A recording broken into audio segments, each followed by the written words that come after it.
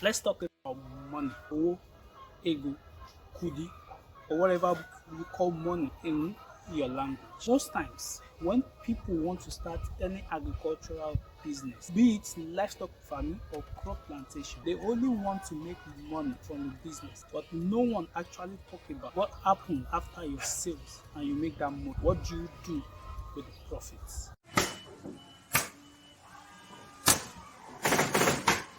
Hello, welcome back to my YouTube channel. My name is Daniel. If you are new here, I help you discover, learn, and improve your processes when it comes to agricultural business and other business opportunities. If you have not subscribed, click on the subscribe button, turn on notifications so that you know when I release a new video.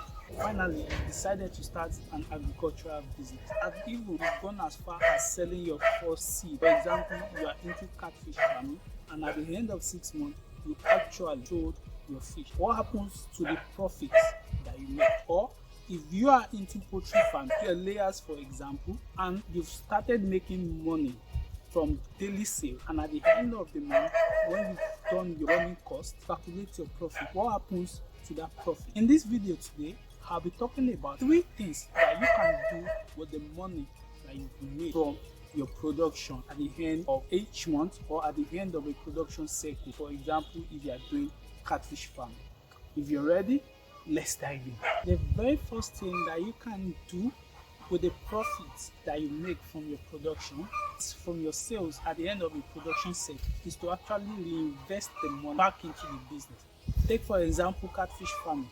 At the end of 6 months after selling your fish, maybe the profit that you made is 100,000. What you can do with the 100,000 is when purchasing the next batch of fingerlings or juvenile, instead of buying 1,000, you invest that 100,000 and even increase the number to like 1,000 to 1,500. By that, by the end of another 6 months when you make your money, you are going to increase the profit, and that way keep growing bigger and bigger.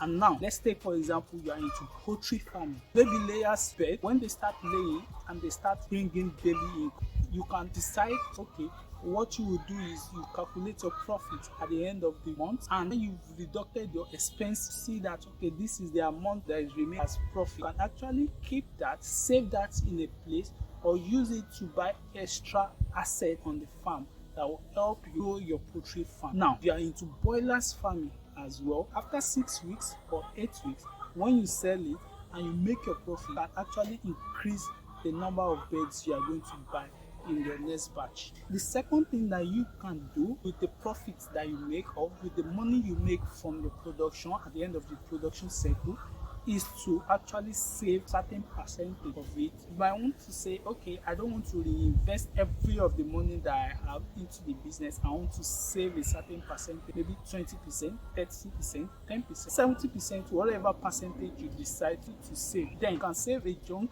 of the money and keep it for future use. What are the places you can save? You can decide to save in the bank, which is not advisable, especially if you are in Nigeria. Save on online platforms like Piggyvest, Carrywise, or even RiseVest. I have a video where I talked about 5 savings and investment platforms that you can save your money with and get returns at the end of each month. I'll drop the video here. So you check that out and choose from the range of savings, online savings platform that you can save the money that you make from the business in. Doing that, you'll know that at least if something goes wrong at the end of the next production cycle, you have some money saved ahead of time, and which can be like a leverage and consolation that at least not all the money is being reinvested back into the business, and at least you can get something out of it at the end of the day. So if you are looking not to invest in the business, then you can save a part of it and keep your mind at rest. The third thing that you can do with your money, which is something similar to the first and second, but it's entirely different, is to invest in another business. What do I mean by this? If you have made your profit at the end of 6 months or at the end of whatever duration of month, depending on what aspect of farming you are doing, you can actually take that money, the profit that you make, and use it to invest in another business entirely. For example, maybe you did catfish farming and at the end of 6 months you make a profit. You can take the whole of the profit or part of the profits and use it to start another business in an agricultural space. Then you ask, what happens to my business? Keep running on what you have now and start another business on the side while it grows. Why you might want to think, okay, I don't want to take the risk of starting another agricultural business, then you can decide to invest in an online digital platform, maybe real estate or another investment that will bring you money, which is entirely different from what you have control. If you are wondering, there are different online agri-tech platforms or digital investment platforms that you can invest your money in. I have a video on that. I'll drop it here also in the description box. So if you don't want to invest the entire profits in your business and you don't want to save the money, then you can invest in something entirely different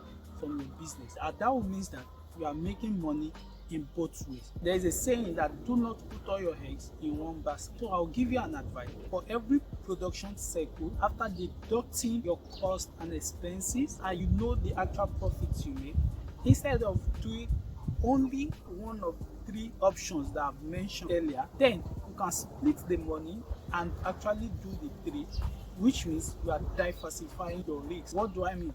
If you have 100,000 as profit, you might decide to say, okay, I'll use 50 to reinvest in the business, 20 to save, then 30 to invest in another business entirely. That way, you are spreading your risks and you are not putting all your eggs in one basket. No matter what happens, you are still going to have something to fall back on out of these 3. It cannot be as bad as losing everything at once. I'd like to know, which of these 3 options will you like to go with when next to make profit from your business? Drop the answers in the comment section. I have a complete playlist on different agricultural business that you can start here in Nigeria or anywhere in the world. Check it out here. If you have not subscribed, click on the subscribe button, turn on notifications so that you know when next I release a new video. Catch you in my next video.